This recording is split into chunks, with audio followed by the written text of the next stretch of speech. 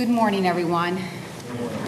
First on the docket is number 77, Attorney Grievance Commission versus, is it Mr. Rheinstein? Rheinstein. Rheinstein. All right, thank you.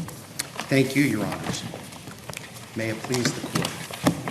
My name is Craig Brodsky, and my firm, Goodell Degrees, represents your respondent, Jason Rheinstein. This is not a severe sanction case. Mr. Rheinstein didn't lie, he didn't cheat, and he didn't steal. He doesn't have a history of prior discipline, but the petitioner wants to punish him for allegations that are not supported by the record, and that's why we're here. That's why they're hiding documents, that's why transcripts aren't quoted, and that's why emails haven't been provided in the context. And that's why his right to a trial was taken away from him unfairly. Petitioner also hasn't told you that Mr. Rheinstein apologized for his unprofessional tone in his emails from the very first day. This case should be a reprimand case or a remand for a trial on the merits. I'm going to start with the email from Mr. Rheinstein. After the unprofessional email, Mr. Rheinstein, just a few days later, wrote back to Mr. Coe, and this is in his answer exhibit volume, and this is what he said to Mr. Coe. Once again, I apologize for my unprofessional tone. And that's one of the major themes of this argument right here, is that the documents were not put into evidence by the petitioner at any time. The key materials, the pleadings, are not before Judge Clavins because they don't want you to know that the documents don't support the case. But the case still has to be proved, default or no default. That's what happens in these cases.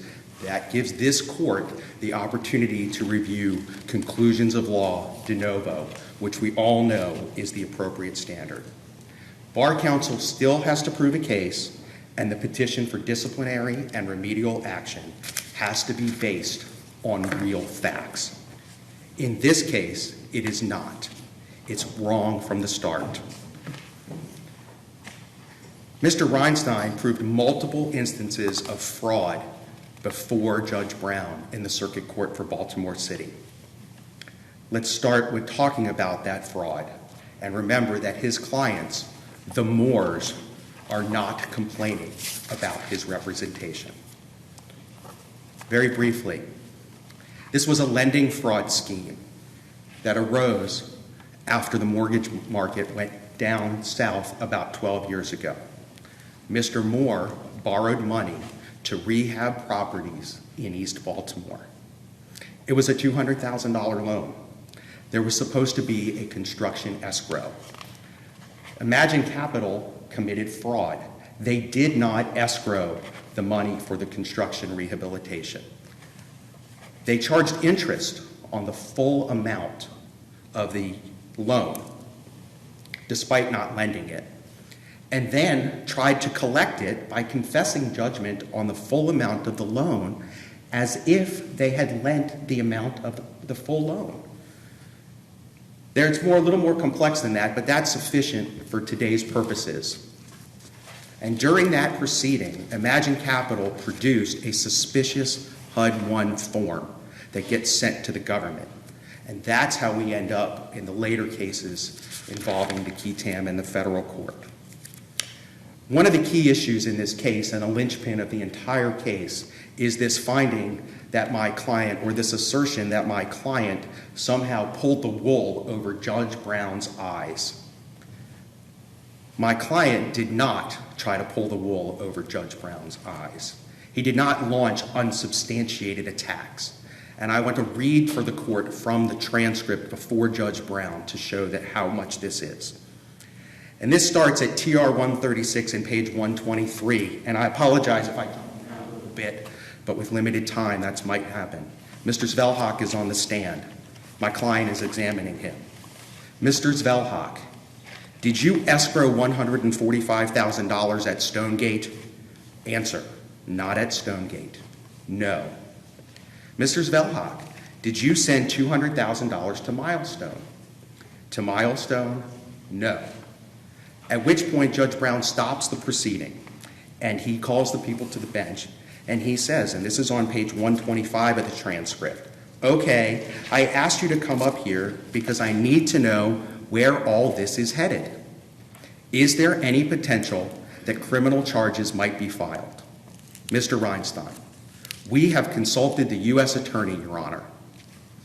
A few pages later, after a colloquy, the court, talking about Mr. Zvelhak to his client and Mr. Swanson, who represented him, I'm going to advise your client of his Fifth Amendment privilege, and given the hour, you two need to talk, and I don't know how much time you need.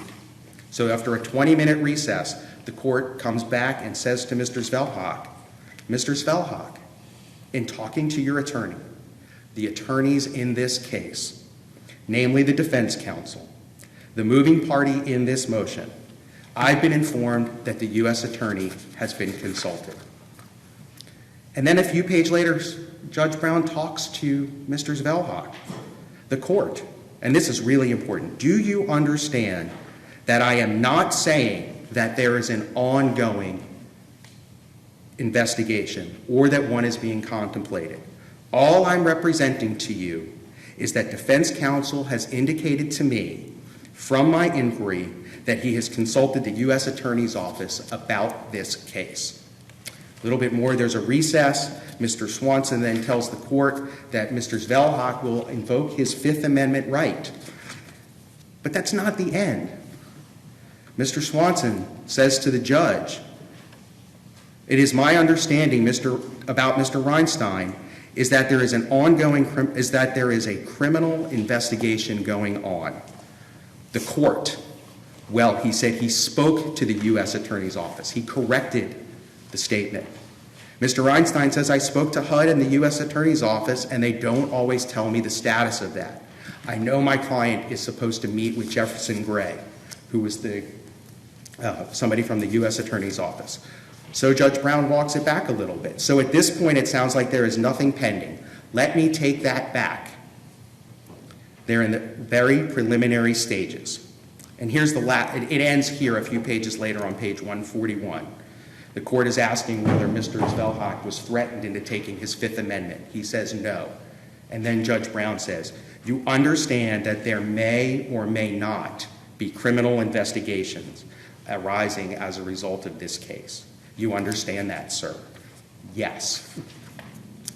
Juxtapose those statements with Judge Clavins's finding of fact, number 9, where he states that the court was led to believe that my client misled Judge Brown. That factual finding is error. And that factual finding is the linchpin upon which every other part of this case stands. Are you saying that that finding were interjected irrelevant and unsubstantiated accusations against Imagine and its members regarding an elaborate fraud scheme was the linchpin for all of the findings regarding the emails and the unprofessional conduct? That's what I thought you said. I apologize, Your Honor. I should have been more clear. Okay. The email conduct is separate from the rest of this case. And as I stand here before you, my client recognized immediately that the email with the unprofessional tone about Mr. Yortzberg to Mr. Coe was unprofessional at best. I thought that that was as a result of Mr. Coe's writing to him before he apologized to Mr. Yortzberg. I'm sorry, I thought that Mr. Coe wrote to your client and said that tone was really unprofessional, and I'm not going to speak the language. That's correct. In court. That's correct. That's how bad it was. I understand. Okay. I understand the tenor. I understand that Mr. Coe wrote to your client first and remarked about the unprofessional. I think that's an accurate restatement of the chronology. And that was before he apologized. It was only a matter of days, Your Honor, and my client recognized it right away. I mean, he did it 5 times. There were multiple emails about that. It isn't this sense of it being a temporary, whether it's a day or more, it was that he was called on his unprofessional conduct in language that I wrote the Mixter opinion, and I never saw language like that relative to Mr. Mixter. So this language was more than what we've seen in the past between attorneys. Respectfully, Your Honor, I disagree. And I think you should take a look at, for example, the Basinger case, where the attorney used the C word about his sister-in-law client. That was not a correspondence between attorneys. Right. That was not correct. That was worse. It was an attorney to his client. I think that's worse, Your Honor. This case is more comparable to Mixter than Basinger. I disagree, Your Honor, and I think you should also take a look at the Allison case, where he was yelling at court staff. We have the Link case was a dismissal when there was a potential racial statement. Uncivil. So what you're arguing is that his conduct with respect to the emails does not come anywhere near what we sanctioned in Mixter for unprofessional conduct. I think the Mixter case is far worse than this case. Remember, in the Mixter case, he was sending subpoenas that were not even valid out to certain clients. This case just comes back to an instance of an email that was unprofessional. We concede that it was unprofessional. It's a difficult situation because, for example, the Revson case, which is one of our Second Circuit cases, which is a Second Circuit case, you're getting into the interplay between what is protected speech and what is unprofessional conduct under Rule 8.4 and the administration of justice. And that's a difficult balance for this court. This was in the context, remember, this context was, I think I've got a case against your client and I want to try to resolve this case, and if I don't, I'm going to go to court and I'm going to win. And he didn't say it that way, I agree. The paraphrasing of it is so not on point here. Your Honor, you and I both agree that we're not even going to say what he said for taping forever, okay? So that language is what we're talking about. Well, there's two things. I'm sorry, Your Honor. And we can talk about protected speech and unprotected speech, and we can talk about professionalism. But you've already conceded that it was unprofessional when he wrote it. My client conceded it too. And I got that, but that was after he was called on it. So you can proceed. All right, Your Honor, I think what you raised one point in your question to me that I think is critical. You said we don't want to summarize things, and that's what I want to talk to this court about next, because that's what happened here. That is what the petitioner has done rather than putting the actual documents into evidence, because the actual documents in many cases on the 3.1 findings and the 8.4 findings, which are the more severe issues in this case, have to support the document, and that they have to match. You can't have findings that are divorced from actual facts, and judges have been cautioned to not be aloof from the facts of this case. We can't do that. In Maryland, we know, for example, that in trials we have the best evidence rule. You don't talk about what a document says, you put the document into place. At no point in time should it ever be okay for a court to say that the sun rises in the west and sets in the east. And when you look at the documents in this case, that's essentially what's happened. And this is why we asked Judge Clavins to take judicial notice of all of the pleadings and all of the transcripts in the underlying case. Okay? It was mandatory under Rule 5201. This court can do it in a discretionary fashion under subsection F. And there's some older cases that are really important in this context because the findings that are divorced from facts should never be allowed, especially in a quasi-criminal type of a case. We cited Dean v. State about circuit court judges in Baltimore being able to take judicial notice of names of state. And then that went back to an older case called Commonwealth Shipping. I think it was all the way back in 1921. And there's two important quotes from that case that I think are extremely important.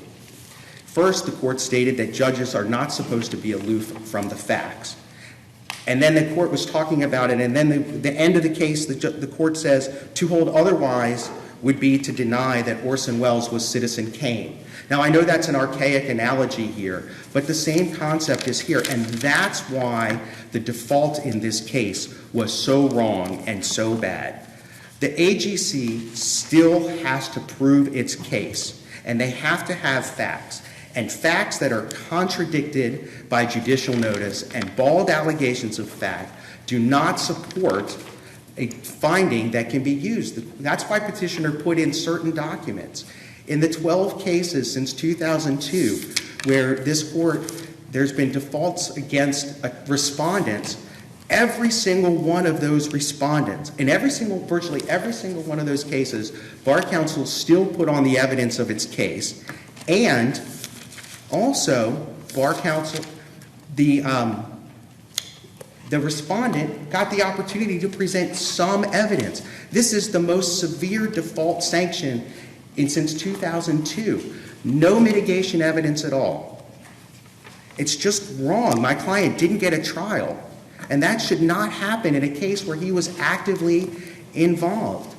I have 8 reasons as to why the default was wrong. There was no failure of discovery. If there was a failure of discovery, it was based on strong case law. The default ignores my client's very substantial production of over 12,000 pages, organized, base numbered, indexed. All the documents were there. The judge failed to analyze the law on removal. He failed to analyze the case law on the nullity of the discovery requests. And when you say that, I had occasion to look at Judge Grimm's opinion on which you rely. The Mark Park case. And you rely on that for what you just said, that discovery was a nullity. Correct. But that's not what Judge Grimm said. Specifically, he said, additionally, because defendants removed the case before their discovery responses were due, and they had a reasonable basis for believing that in this court, he's speaking about the federal court, they were no longer obligated to respond to the state court discovery request.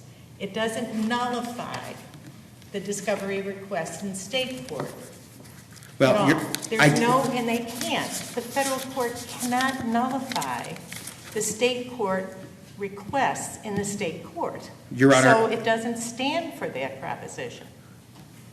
Your Honor, we cited other cases as well in our briefs, and I will point, Your Honor, to the Brewster and the Swery cases.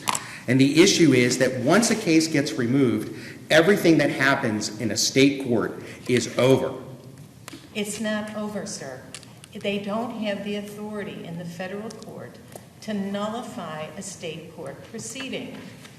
What happens in removal is that it starts again in the federal court. Correct. And when it goes back to state court, you're left with what you have in state court.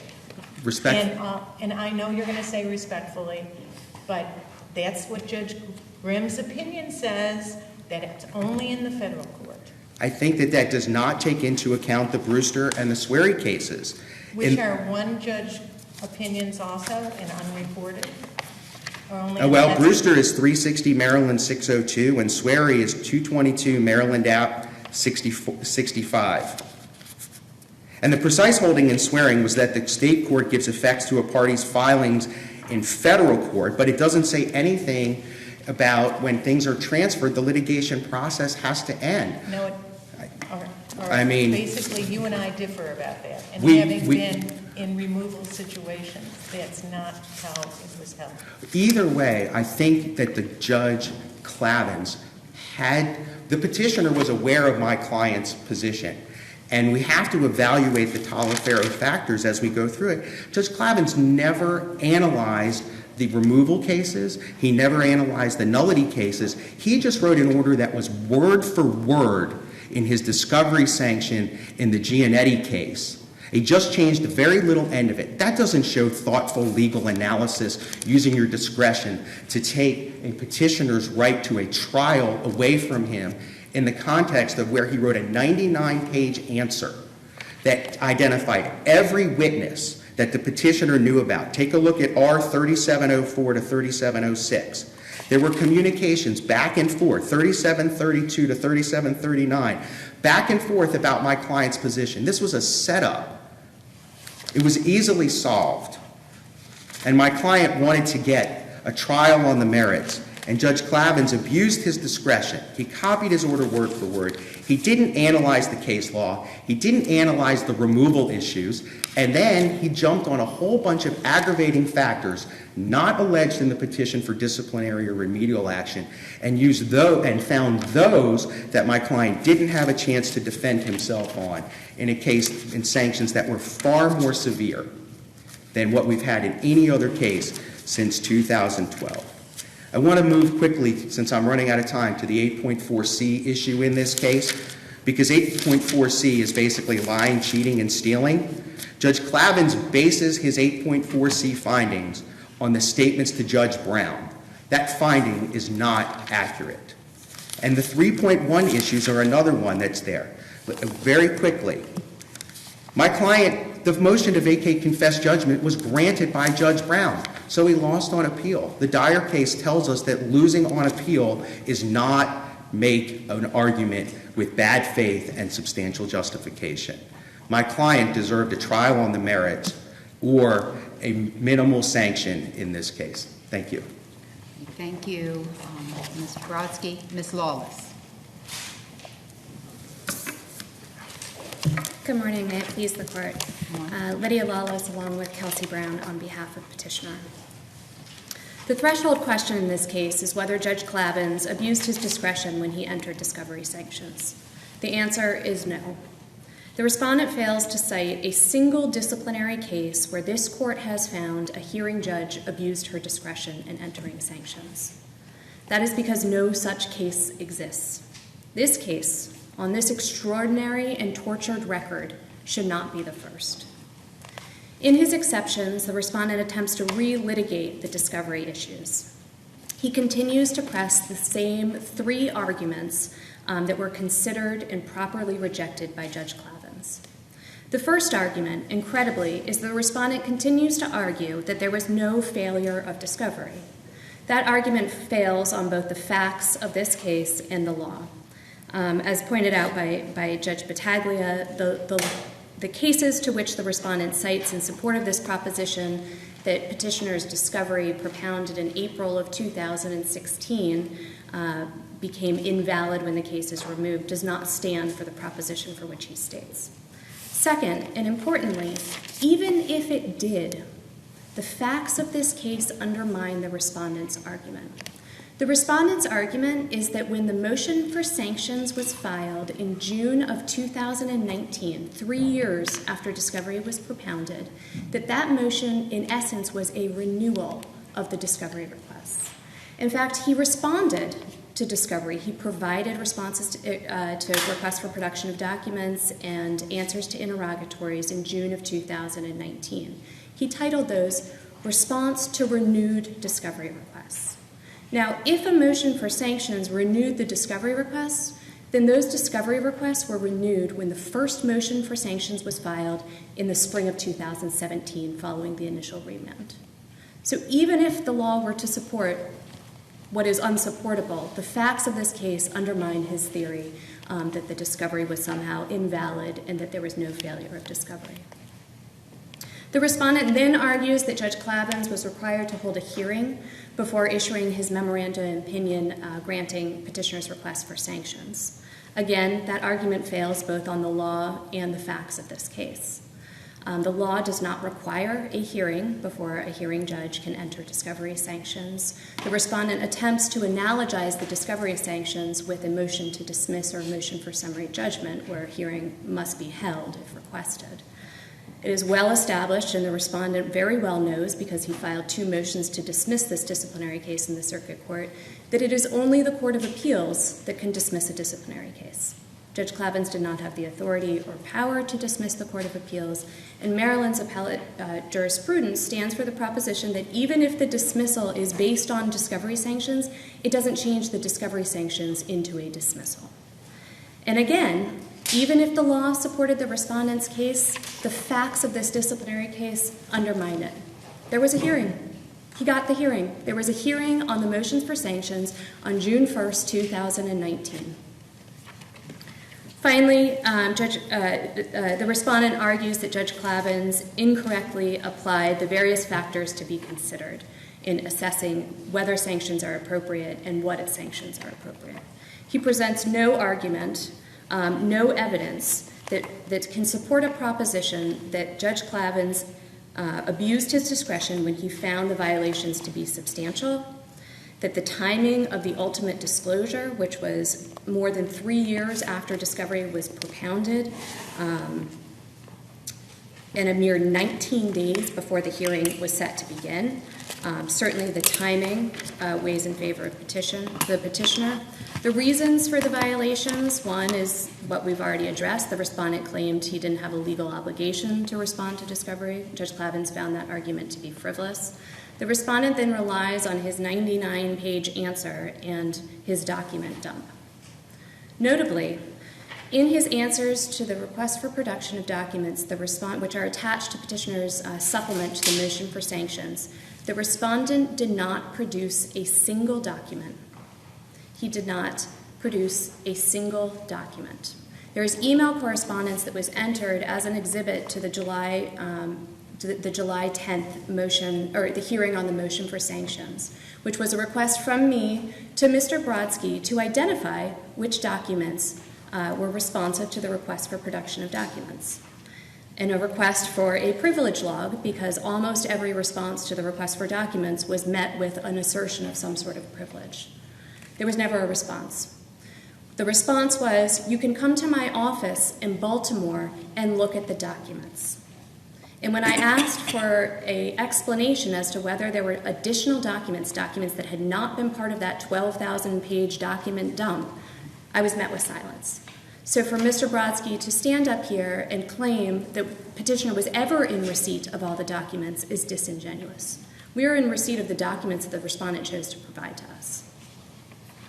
Judge Clavins did not abuse his discretion when he found that the respondent did not have a reason for the violation, and when he found that the respondent subverted the disciplinary process, and it was not simply part of a legitimate and rigorous defense. Judge Clavins weighed the degrees of prejudice. He acknowledged that the respondent would be prejudiced if he was not afforded a hearing on the merits, and what he concluded was that the prejudice that the petitioner faced in facing essentially trial by surprise, witnesses that had never been identified, experts that were without the opportunity to be deposed, is clearly that weighing of the prejudice was not an abuse of discretion. Judge Clavins correctly found that the prejudice could not be remediated by a continuance. What this record shows is that the respondent, on the eve of the July trial, attempted to file yet another motion to continue the hearing date in this court. That request was denied by order entered June 27th, 2019. Ms. Lawless? Yes. In your motion for sanctions before the hearing judge, did you specifically request the default judgment? Yes, Your Honor. And so just so the record is clear, there was the original motion for sanctions was filed in the spring of 2016, and that was a motion for order of default and a motion for sanctions, because at that time, after the case had been spring of 2017, after the case had been remanded, the respondent had still not filed an answer because he had filed a motion to dismiss. and had not responded to discovery. So the original motion for sanctions requested an order of default, that the answer be stricken, that the averments be deemed admitted, and that the respondent be precluded from presenting any evidence either in a case in chief or in mitigation. But then there would have been a second motion after the grant of the... So that first motion for sanctions was not ruled upon. And so what happened was that motion was filed in the spring of 2000, maybe it was early summer of 2017, and a opposition was filed by the respondent. Shortly thereafter, Judge Harris, who was originally assigned to this case, entered an order saying all open motions, and there were many, would be heard on the morning of trial. And so originally trial was set in this case September 5th, 2017. The respondent removed the case that Friday night at 11:49 p.m. So that original motion for sanctions was never renewed on. The second motion for sanctions. So once the stay was lifted in this case, so then it was removed the second time. There was an appeal to the Fourth Circuit. It came back. Fourth Circuit issued its mandate. Petitioner filed a motion to lift the stay and for appropriate relief. And part of the relief requested in that motion was that the court order that discovery had closed, as it had in August of 2017, because we were set to begin trial September 5th. The court issued that order, finding that discovery had closed and directing Judge Clavins to hold a hearing within 60 days of the date of that order. Now, following that order came out in mid-May of 2019. In the 3 or 4 weeks following that, the respondent did nothing to prepare the case for trial. He didn't do anything to attempt to answer interrogatories, provide a witness list, nothing. He then retained Mr. Brodsky, and Mr. Brodsky sent me an email the beginning of June notifying me that he had 12 witnesses, including that purported expert witnesses that he intended to call at trial. To Judge Watts's question, which I have not forgotten, there was then a second motion for sanctions that was styled motion for sanctions or motion in limine to preclude these 12 late identified witnesses from testifying at the hearing, which at that time was set for July 1st. Did that motion request the default judgment? That motion also requested the same relief that was requested in the first motion for sanctions filed in 2017. Once the respondent provided answers to interrogatories in the end of June of 2019, those answers were completely deficient. As I noted, there was not a single document produced. There were sort of boilerplates, objections to all the requests for information, and so there was a supplement filed to the motion for sanctions that was based on the insufficiency of the discovery responses. We have had cases where there's been an entry of default judgment for failure to perform before the hearing judge, and we have, I think it's the Johnson case, which stands for the principle that bar counsel doesn't have to go forward with evidence after that. I don't know that we've had an entry of default judgment as a discovery sanction by the hearing judge in a case addressing this specific issue. Are you aware of any? Yes, Your Honor. The case is cited in my papers, Attorney Grievance Commission versus Kent, which is a 2016 case. In that case, there was a motion for sanctions was filed. There was no response to that motion for sanctions, and the sanctions, identical to the sanctions issued in this case, contrary to what Mr. Brodsky said, were entered by the hearing judge. There were various motions for reconsideration that were filed below, which were denied. Eventually, Kent provided answers to discovery. They were insufficient, much like the findings of the respondent's answers here. I think Kent also argued that he had provided many of the documents at his deposition or during bar counsel's investigation. The hearing judge denied the motions for reconsideration of the sanctions order, and this court found that there was no abuse of discretion. Was one of the sanctions an entry of default judgment? Yes. Yes. In Attorney Grievance Commission versus James, well, it wasn't on a motion for sanctions, it was the equivalent of that because the respondent failed to file answers or respond to requests for admissions of documents. So as a discovery sanction, if it is a discovery sanction or pursuant to the rule, the requests for admissions were deemed admitted, and this court found that that was not an abuse of discretion. And similarly, in Powell, which is the 2002 case where the sanctions, discovery sanctions issued by the hearing judge were identical to the sanctions issued here. Again, there was a motion for sanctions that was filed. There was no response, and the respondent was allowed, in the Powell case, much like the respondent here, was allowed to argue before the hearing judge on the proposed findings of fact and conclusions of law that were filed. In terms of the mitigation, he was precluded from presenting mitigation, but the judge found that there was one mitigatory factor, and that was the absence of prior discipline. Is that correct? That's correct. Was there any mitigation proffered other than that? So in my proposed findings that I submitted to the hearing judge, I included that there is no prior discipline. I mean, that is what it is. There were multiple proffers of multiple things in this case. I think primarily as it related to mitigation was this argument that the respondent has a mental health condition that somehow was related to the misconduct. Judge Clavins properly excluded any testimony or evidence as to any expert witness. The original expert witness designation deadline was August 8th, 2017. In June of 2019, Petitioner was advised that the respondent was looking for an expert witness, and then that expert witness wasn't named until later in June. I think it was 2 weeks maybe before the evidentiary hearing. So clearly, Judge Clavins did not abuse his discretion in precluding any mitigating evidence and mitigation related to that. As it relates to any other factors in mitigation, in the supplement to the motions for sanctions, I argued that he should be precluded specifically from providing any evidence on mitigation because he failed to respond to discovery.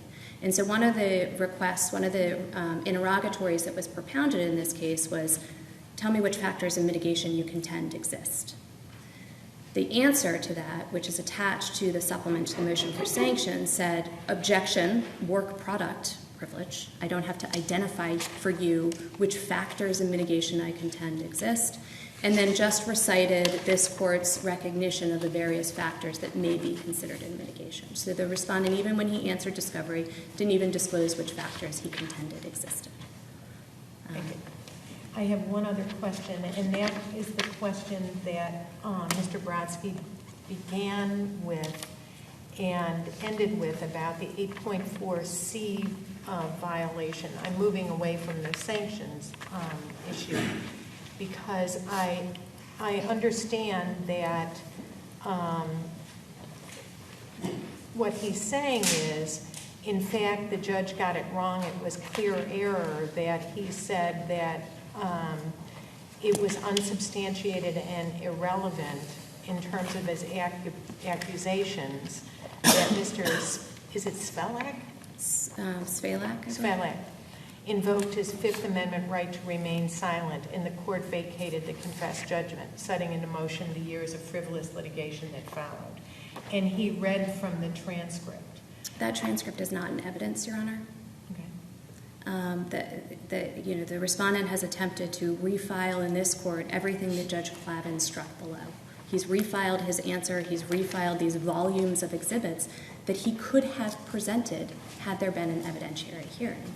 And in Attorney Grievance Commission versus O'Leary, what this court clearly stated is that a respondent attorney, after an order of sanctions or an order of default, cannot come to this court and challenge either the facts that were found or the sufficiency of the evidence that supports those facts.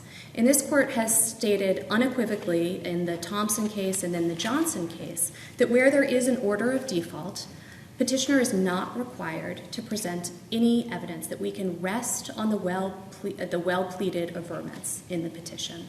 And that's what we did here. Judge Clavins did what this court has instructed or has said is appropriate in these cases, and the respondent cannot come to this court and do an end run from what he was precluded from doing due to the discovery sanctions.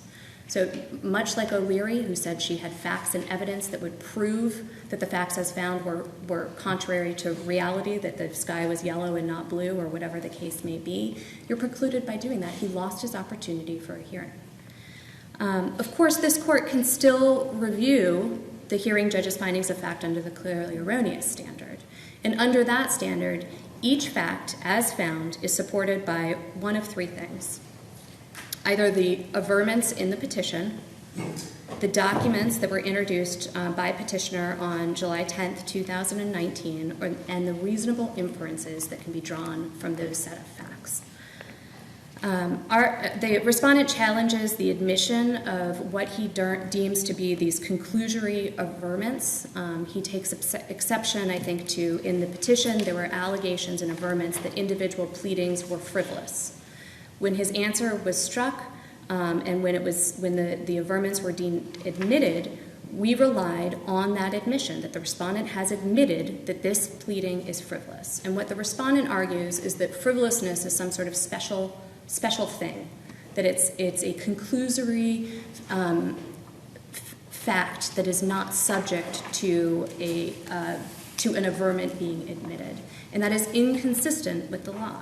He cites no case, and I have been unable to find any case where this court has distinguished between facts and sort of ultimate facts or conclusory facts. Facts are facts, and they are for the finder of fact to find whether they are sort of first-level facts or second-level facts.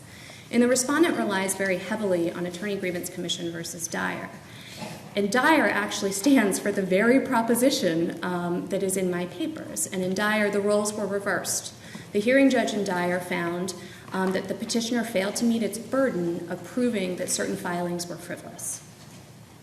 Exceptions were taken in this court, and the argument that was presented in Dyer by the commission was that frivolousness is special and that this court can review those findings de novo. This court declined to do that. In Dyer, the findings of frivolous were reviewed under the standard of clearly erroneous. And so whether it's first-level facts, second-level facts, if it's well-pled, it can be admitted. Each of the findings as to frivolousness was contained in the petition that was filed in this case and is deemed admitted pursuant to Judge Clavin's order. An independent review of the conclusions of law will also show that the conclusions as found by Judge Clavin's are supported by clear and convincing evidence. The respondent's exceptions turn entirely on his versions of the facts, what would have presumably been his testimony at trial, documents, and other evidence that is not in the record. And turning to the appropriate sanction in this case. The respondent violated Rule 1.1, competence, Rule 3.1, meritorious claims and contentions, Rule 3.4, fairness to opposing party and counsel, Rule 4.4, respect for the rights of third persons, and Rule 8.4 C and D. And I acknowledged in my papers and my research since filing those is that I cannot find a case in Maryland or anywhere else that is factually similar to this case. And I cited to Allison and to Phillips and to Powers, and I think that they're instructive. And I think that if we were just looking at those rules having been violated, we're somewhere in the realm of an indefinite suspension to a disbarment. And I think we're right on the edge there. And I think the cases as cited support the recommendation for disbarment. I mean, the respondent's conduct was far more serious and more severe than either of those three cases. But I think what tips this case to a disbarment case is the record of aggravating factors that exist. The bad faith obstruction of the disciplinary process does not even begin to describe what happened in this case. There were 2 motions to dismiss. There was an untimely answer. Discovery was 3 years late, and when it was provided, it was insufficient. The respondent removed the case twice to federal court, filed a frivolous appeal to the Fourth Circuit, and engaged in vexatious discovery tactics that Judge Clavin's correctly found were aimed at harassing and attempting to intimidate petitioner's attorneys, ultimately with the end goal of attempting to disqualify me as trial counsel. The cases cited in my papers, Maldonado, Phillips, and Culver, all deal with obstructionist behavior. And in all 3 of those cases, the attorney's conduct as to obstruction pales in comparison to the respondent's conduct here. Judge Clavins correctly found that the respondent's conduct in this disciplinary case, which has been pending in this court since February of 2016, mirrored and mimicked in many ways the underlying misconduct with which he was charged. I think it should be a compelling factor in aggravation because there is no evidence that the respondent has accepted responsibility for his conduct, and this court cannot be assured that this conduct will not be repeated.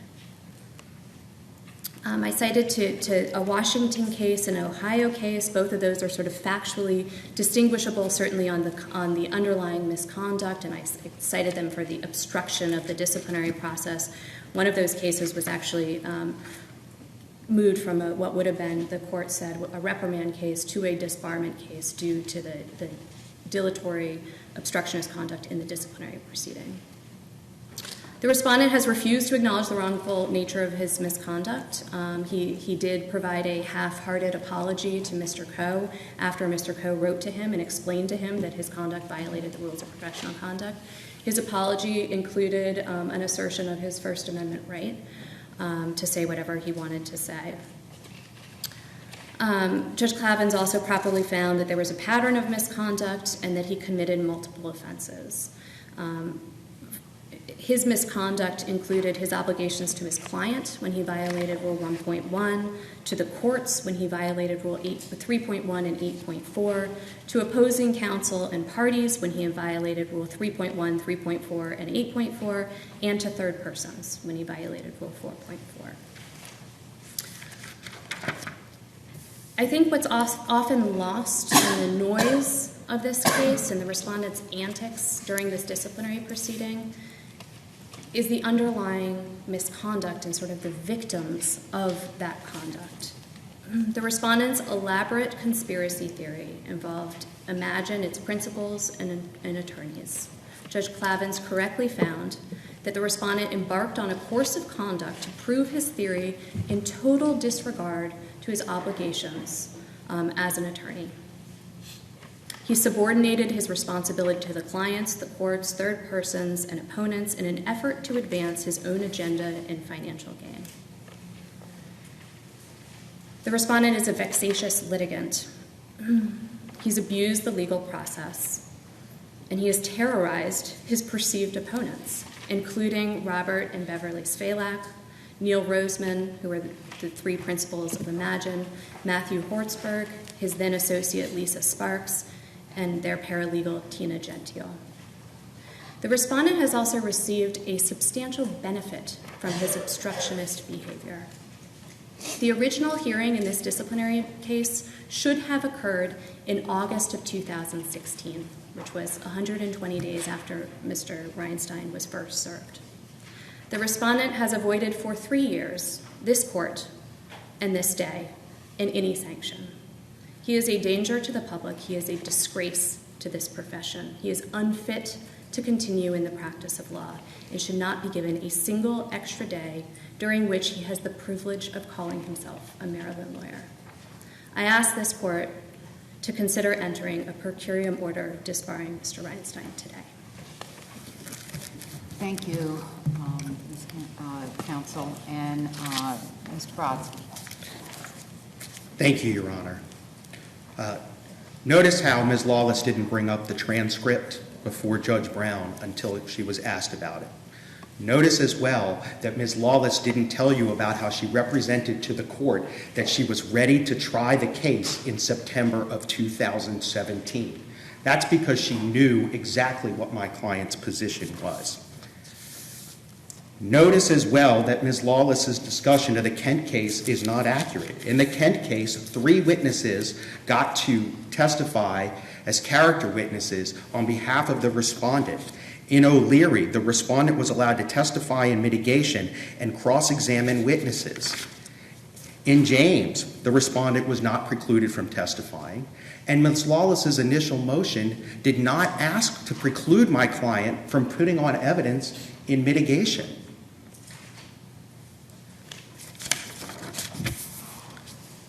A hearing was required. The Kent case, relied upon by Judge Clavins, acknowledged that. He gave us a hearing. The problem was it was a sham. His order was the same. On the motion to dismiss, look at the relief sought by my client. He didn't ask for a dismissal. He asked it was to be sent back up to this court for review of the charges that had been filed against him. Isn't that the equivalent of a dismissal? I disagree, Your Honor, and the reason that I disagree is because this court, he acknowledged this court's authority, and the position from the respondent, the petitioner, is that it was a vexatious tactic by my client. And defending yourself and asking this court to step in and provide oversight to charges is not vexatious. An attorney has the right to defend himself, and defending yourself should not be a crime. Remember, we talked a little bit about the conduct that was said. In Allison 1, the attorney used the F word to the judge, opposing counsel, court personnel. He assaulted someone. It was far worse than this case. Not all profanity is forbidden, and the profanity here was in the heat of battle. Judge Battaglia and I disagreed on the case law on the effect of the nullity of the removal. That tells you right there that there was a reasonable argument related to whether the removals were appropriate or not. These are complex questions of federal law as to who relators are and who the federal officer removal statute and how you provide oversight of attorneys practicing in federal cases. It's a difficult argument. Innovation is the lifeblood of the law. That's what we're supposed to do as lawyers, and a chilling effect of taking away my client's license without the opportunity to defend himself at a trial on the merits is just unfair. Mr. Zvelhak and Imagine Capital were fraudsters.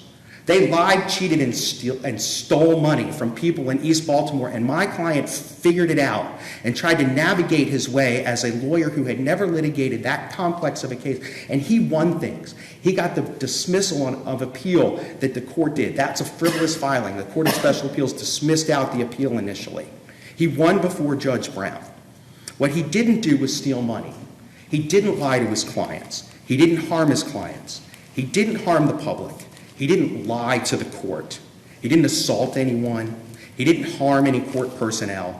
He vigorously represented his clients under what my opponent concedes was a fraud scheme. Look at her proposed findings of fact, page 42. Judge Blake noted there was a fraud scheme. There were 3 criminal convictions. There were nearly $200,000 in settlements out of this whole scheme that existed. It had merit. Mr. Daneman and Mr. Baer went to the bankruptcy court and said, we can take money for these cases. That's not frivolous. Mr. Brodsky, before you run out of time, you obviously take the position this should not be a disbarment. Correct. What is your recommendation to the court? Your Honor, that is a very difficult question. I believe that this case really is a reprimand case because of going back and forth in vigorous contentions.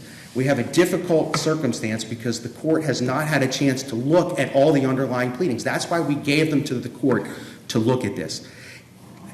I mean, I can understand if the court wants to consider a short suspension, but I think it's a reprimand case in the context of what is arguably protected speech, valid legal arguments all the way through the case, and acknowledgement of conduct that is consistent with the cases that we've talked about. And Rand, for example, Link, those were dismissal cases. It has to be juxtaposed. My client, and I provided this in the record, my client has severe ADHD. We were not allowed to present that to the court by virtue of Judge Clavin's order, but it's a fact that cannot be escaped. And the argument is that there's a nexus between ADHD and what? All of his conduct, Your Honor. And you proffered an expert who would testify to that? Yes, I did. Dr. Ratner evaluated my client. Now remember, I came in. Said that, and he reviewed all of the allegations and everything. I provided him. And he would have said here, or in the trial court, that there's a nexus between ADHD and all of what he was charged with, your client, in the initial complaint. Yes, with this caveat, Your Honor. The allegation of a complaint being frivolous is a legal argument that no psychiatrist could ever talk about. He couldn't say whether or not the argument led by my client or made by my client was frivolous or not frivolous with bad faith or substantial justification. Those are issues that nobody could do. But what he was going to say, and he reviewed the PDRA and he met with my client. No, I didn't ask the PDRA. You mean the petition itself? Yeah, he reviewed the petition. Good. He Okay. met with my client on several occasions. And what he says is these circumstances where he does things late, where he acts impulsively, where he files too many things, those attributes are what happens to somebody who has this type of mental impairment. And it doesn't mean he can't drive a car or go do things. It means that he should be on medication. He should be tempered. That's what we've conceded here from the beginning, and that's the argument that we wanted to present, Your Honor. And that was, so he's saying it was a causal connection. Yes. And it was based on valid and reliable scientific evidence that there's a causal connection Yes. between ADHD. Yes. It's interesting. Absolutely, Your Honor. His name was Dr. Richard Ratner. He's testified in bar council cases. He was affiliated with St. Elizabeth. It makes sense. It puts it in a whole new context when you understand that my client sometimes just couldn't help himself for writing a long letter or sending multiple emails. This conduct of going too far. And the profanity?